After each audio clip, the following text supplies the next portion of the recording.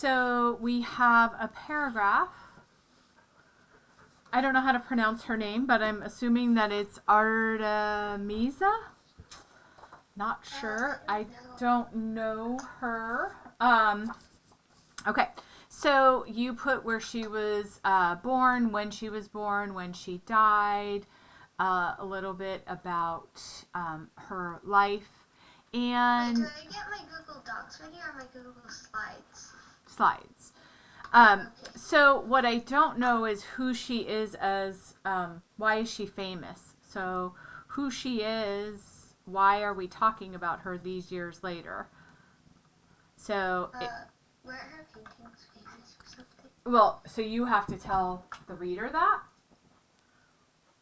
So you have to tell about her paintings, why they're famous. A lot of times the people who became famous were famous because they did something pretty brilliant, like they were the first ones to paint something that looked realistic, or they used different colors and shadows. There's some reason why she is someone who's one of the famous people, right, that you're writing about. And I don't quite have that information yet. So who is she as an artist, or whatever she's famous for? And why are we talking about her still today? Why is she a big deal? What were her works? And why care about her works? So what were her works of art? And what was the big deal about them? Okay. All right. The Renaissance, this is your intro. The Renaissance took place in the Middle Ages. Middle and Ages is capitalized because it is the name of a period of time, so it's a proper noun.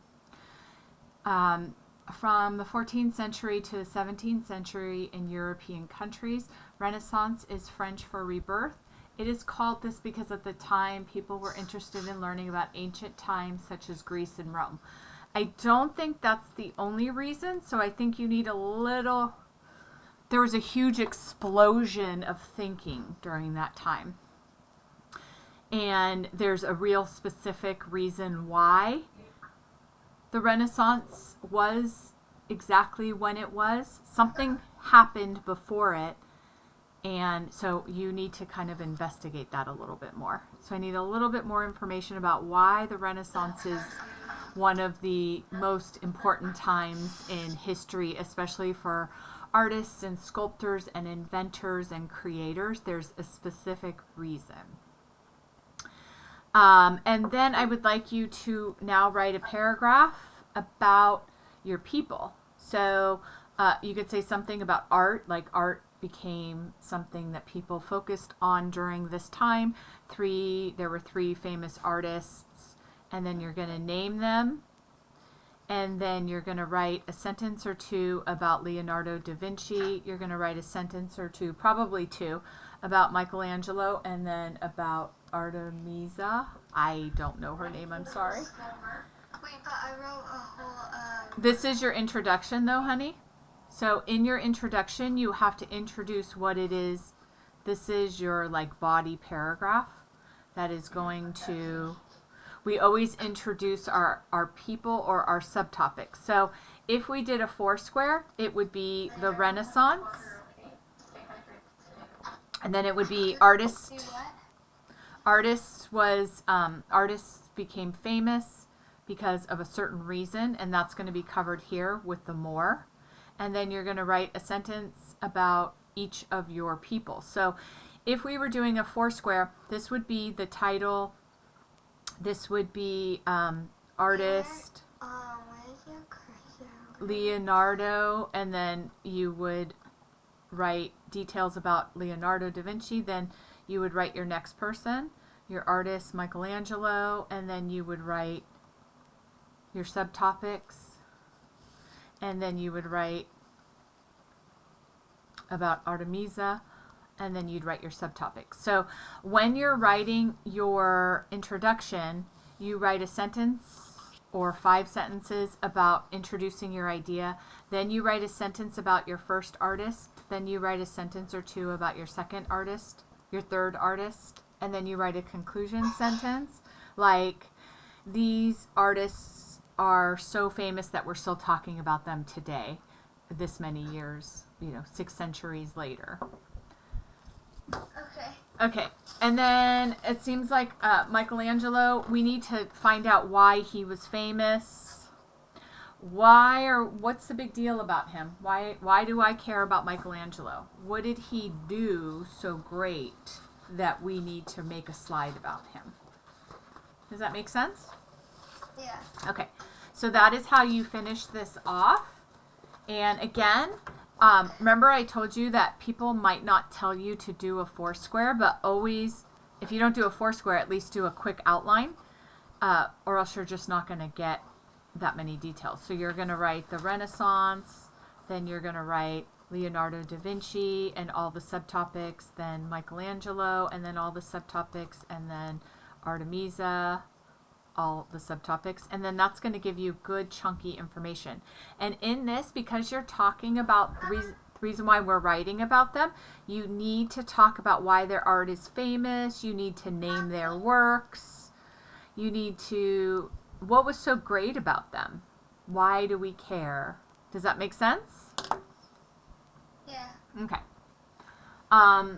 And then do you need me to make a video since I'm making a video now? Do you need me to make a video about any of the math concepts that we've done so far?